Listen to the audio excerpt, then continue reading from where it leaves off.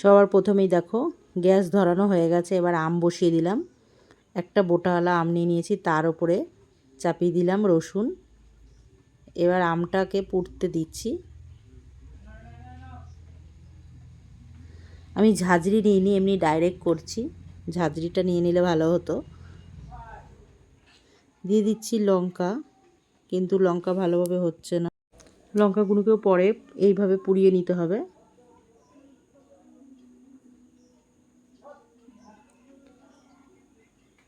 সাঁড়াশি দিয়ে করে নিচ্ছি। আম দিয়ে কিছু একটা করতে চলেছি, বুঝতে পারছো তো। পুরো ভিডিওটার সাথে থাকো, তাহলে বুঝতে পারবে কি করছি। রসুনটাকে সাইড দিয়ে একটু দেখছি, সরিয়ে নিলাম। আমটাকে আগে করে নিচ্ছি, তারপরে রসুনটাকে করব।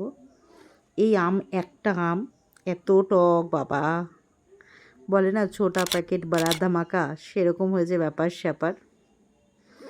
এইটুখানি একটা দেখলে কি হবে, বীভৎস টক আমটা। তো দেখো আমটা আমার হয়ে গেছে পোড়ানো। এবার রসুনটা পুড়িয়ে নিচ্ছি।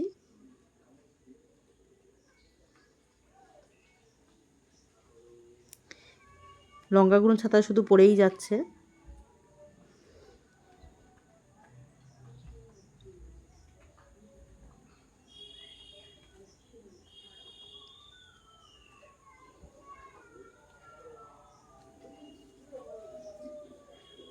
ভালো করে লঙ্কাটাও পুড়িয়ে নিলাম।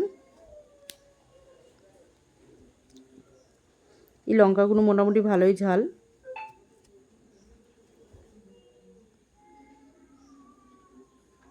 রসুনটা একটা পিঠ পুড়েছে, আর একটা পিঠ করে নিচ্ছি। এই জন্যই উল্টো দিকে করে করছি, কারণ ওই দিকটা দিয়ে বেশি তাপের ইয়েটা উঠছে।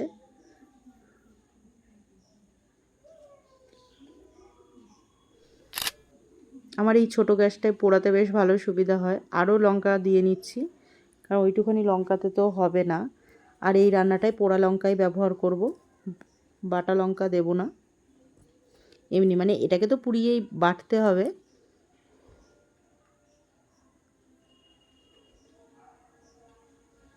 হয়ে গেছে সব। এবার সব ছাড়িয়ে নিই, বোটা আর রসুনের চোকলা টোকলা সব।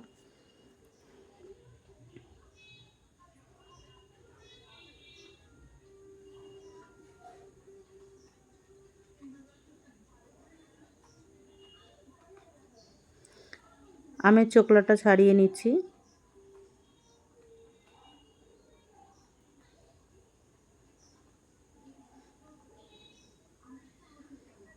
আমটা ছাড়িয়ে বের করছি। এই যে গরম, ধরতে পারছিলাম না। এবার আমার তাড়াতাড়িও করতে হবে, কারণ আমার দেরি হয়ে যাচ্ছে। আমাদের একটু বেরোতে হবে, সেই কারণে আমি তাড়াতাড়ি একটু ভিডিওটা করার চেষ্টা করছি। গরম গরমই আমটাকে আমি ছাড়ালাম। যাই হোক, আমার এটা ছাড়ানো কমপ্লিট হয়ে গেছে। এবার আমি ভালো করে মিক্সিতে পেস্ট করে নেব। দিয়ে দিলাম সামান্য একটু জল। আমার এই মিক্সিটায় জল না দিলে ভালো করে পেস্ট হবে না। দিয়ে দিলাম সঙ্গে মৌরি। এবার দেখো শুকনো লঙ্কা দিলাম। এখানে আমি ইন্ডাকশানে জল বসিয়ে দিয়েছি, তেজপাতা আর গরম মশলা দিয়ে, লং, এলাচ, গোলমরিচ, লবঙ্গ দিয়ে।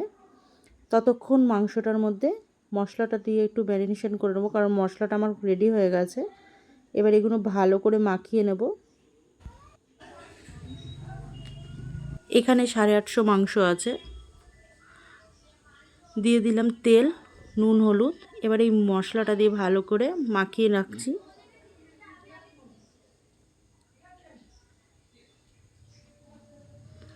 তেল গরম আগেই বসিয়ে দিয়েছি, তেলটা ভালো করে গরম হয়ে গেছে, কালারও চেঞ্জ হয়ে গেছে। পেঁয়াজ কুচি দিয়ে দিলাম।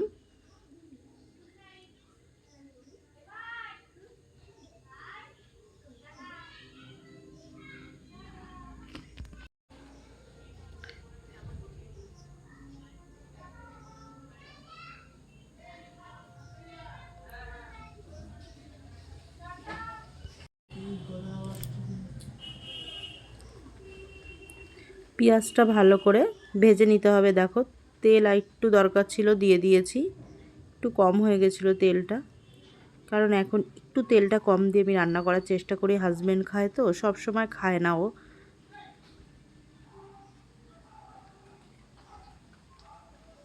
তেল কম হলে তোমরা পরেও দিয়ে নিতে পারবে, কারণ কড়াই পুরো খুব ভালো গরম হয়ে গেছে।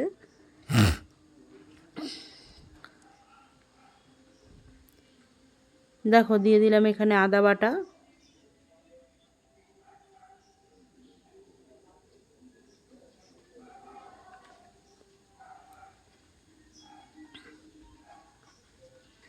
যেই মশলাটা আমি রেডি করেছিলাম সেই মশলাটা দিয়ে দিলাম।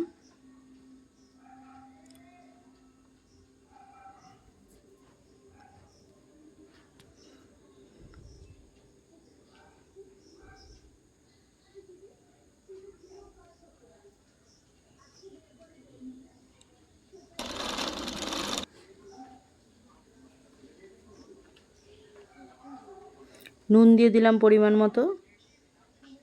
চিনি ব্যালেন্সটা ঠিক করার জন্য দিয়ে দিচ্ছি হলুদ গুঁড়ি।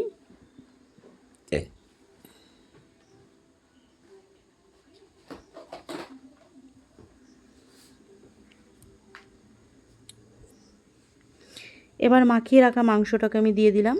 এবার ভালো করে মশলার সাথে মিশিয়ে নেব।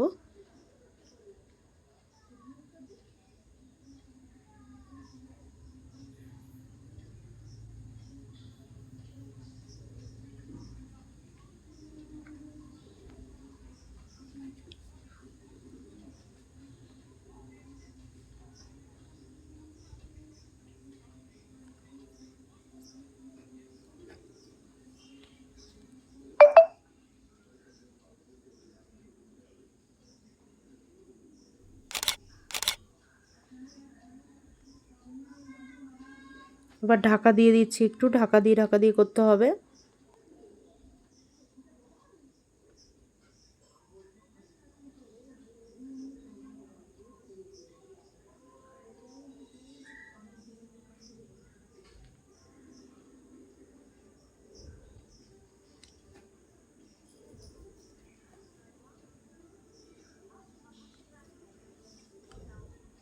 জলটাও আমার ভালো করে ফুটে গেছে, বলক খুব সুন্দর হয়ে গেছে, বলক এসে গেছে।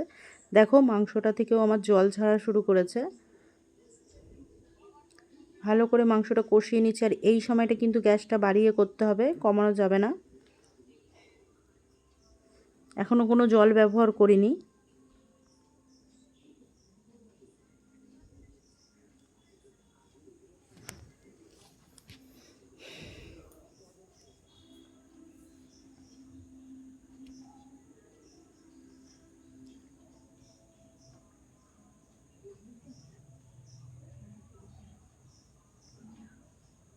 এবার যে ফোটানো জলটা ছেঁকে নিয়ে দিয়ে দিয়েছি।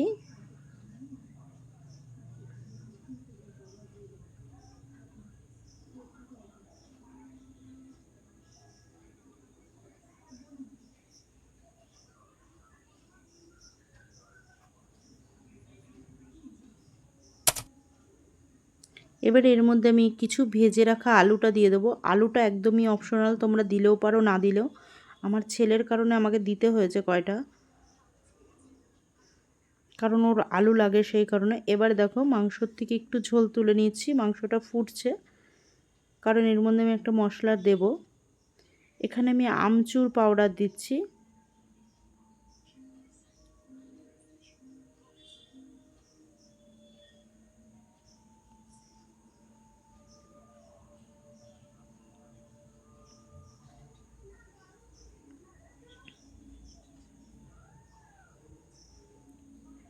একটু বেশি করেই আমি দিচ্ছি, সুন্দর সেন্ট আর টেস্টটা দ্বিগুণ আসার জন্য। ঝোলটার সাথে মিশিয়ে ভালো করে।